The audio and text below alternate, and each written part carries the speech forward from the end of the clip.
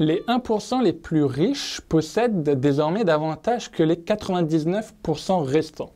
C'est la conclusion qui est dressée par une étude d'Oxfam qui est parue dernièrement et qui, si à certains égards elle peut être nuancée, n'en est pas moins juste.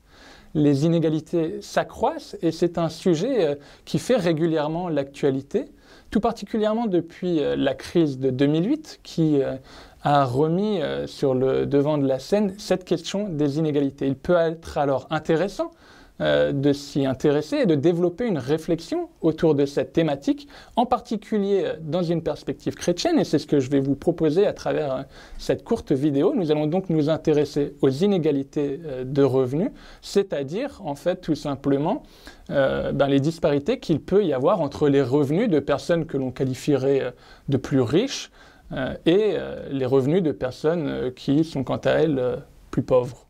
En tant que chrétiens, nous sommes appelés à nous élever contre l'injustice. Mais les inégalités de revenus ne sont pas forcément toujours des injustices, et c'est le premier point que j'aimerais aborder avec vous. Selon sa manière mystérieuse d'agir, Dieu semble pouvoir être lui-même la source de l'enrichissement de certaines personnes, comme peuvent en témoigner la vie d'Abraham, par exemple. En Genèse 24, 35, on peut donc lire que l'Éternel a richement béni mon maître et il a fait de lui un homme important. Il lui a donné des moutons, des chèvres et des bovins, de l'argent et de l'or, des serviteurs et des servantes, des chameaux et des ânes. À la lecture de tels passages, on peut alors se demander si la Bible met en avant un modèle de société qui est strictement égalitaire, au sens où tout le monde doit avoir le même revenu, ou bien si la Bible met en avant une société équitable, c'est-à-dire une société qui est conforme à la justice divine. En effet, l'étude des textes bibliques semble remettre en cause l'idée que tous les individus doivent avoir le même salaire. On peut ainsi se rendre compte à la lecture de la lettre que Paul écrit à Timothée, qu'il lui confie que des responsables d'église peuvent voir leur rémunération augmenter s'ils font bien leur travail. Il y a là une reconnaissance pour leurs efforts, et c'est un honneur qui peut leur être fait. Je cite, « Les responsables qui dirigent bien l'église méritent des honoraires doubles ». Si le cas de figure est valable pour un homme d'église, ne pourrait-on pas alors extrapoler cette situation pour toute personne qui travaille? À partir de là, il apparaît logique donc que certaines personnes puissent gagner davantage que d'autres et qu'il y ait donc par conséquent des inégalités de revenus. Néanmoins, la Bible met en garde à de nombreuses reprises contre une volonté personnelle de s'enrichir. Proverbe 23, 4. Ne te tourmente pas pour t'enrichir, refuse même d'y penser. Si Dieu peut bénir, notamment au moyen de biens matériels, l'enrichissement n'est jamais une fin en soi dans la Bible. Si donc on vient de voir que les inégalités de revenus ne vont pas forcément à l'encontre de ce que peut dire la Bible, eh bien néanmoins de trop fortes inégalités de revenus, elles semblent questionnables et même parfois condamnables. Dans la mesure où la terre et ses richesses appartiennent au Seigneur, c'est ce que l'on peut voir en 1 Corinthiens 10, 26, et qu'il faut tendre à ce qu'il n'y ait pas de pauvres parmi nous, en Deutéronome 15, 4, toute accumulation excessive de patrimoine pour son propre compte semble questionnable, et ce à plus forte raison si l'on sait que autour de nous, des personnes peuvent être et connaître des situations de souffrance. Au chapitre 5 du livre qui porte son nom, Néhémie a ainsi un comportement exemplaire à ce niveau.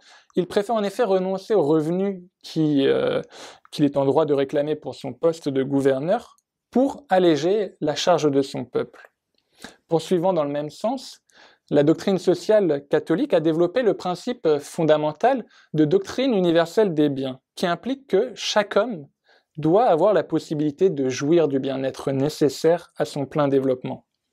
L'enrichissement des uns ne doit pas se faire au détriment des autres, au risque sinon de provoquer la colère de Dieu, comme on peut le voir dans certains passages, notamment de l'épître de Jacques, où, je cite, il est dit « Vous avez entassé des richesses dans ces jours de la faim, Vous n'avez pas payé leur juste salaire aux ouvriers qui ont moissonné vos champs. Cette injustice crie contre vous et les clameurs des moissonneurs sont parvenues jusqu'aux oreilles du Seigneur des armées célestes. On se trouve alors dans le cas où des inégalités de revenus sont le fruit de véritables injustices et donc à ce titre, elles sont légitimement condamnables. Au fil des Écritures, il semble finalement se dégager un idéal de vie où des inégalités de revenus existent mais ne prennent pas une place trop importante. L'exemple de solidarité dont font preuve les premières églises, en 2 Corinthiens 8, aboutit à l'émergence de ce que l'on pourrait appeler un principe biblique de l'égalité. Ainsi s'établit l'égalité suivant cette parole de l'Écriture. Celui qui avait ramassé beaucoup de manne n'en avait pas de trop, et celui qui en avait ramassé peu ne manquait de rien. On peut alors se rendre compte que tous ne disposent pas des mêmes ressources, des différences existent entre les uns et les autres, mais pour autant, ça n'est jamais préjudiciable. Chacun a et devrait avoir de quoi vivre dignement. On peut s'interroger ensuite quant à savoir dans quelle mesure l'organisation de l'Église doit être un modèle pour la société, mais il semble quand même bien y avoir là matière à questionner de trop fortes inégalités et des inégalités qui persistent. L'esprit d'une loi de l'Ancien Testament, comme celle du Jubilé qu'on peut retrouver en Lévitique 25, peut alors nous inspirer dans cette démarche de créer des mécanismes pour limiter le creusement des inégalités.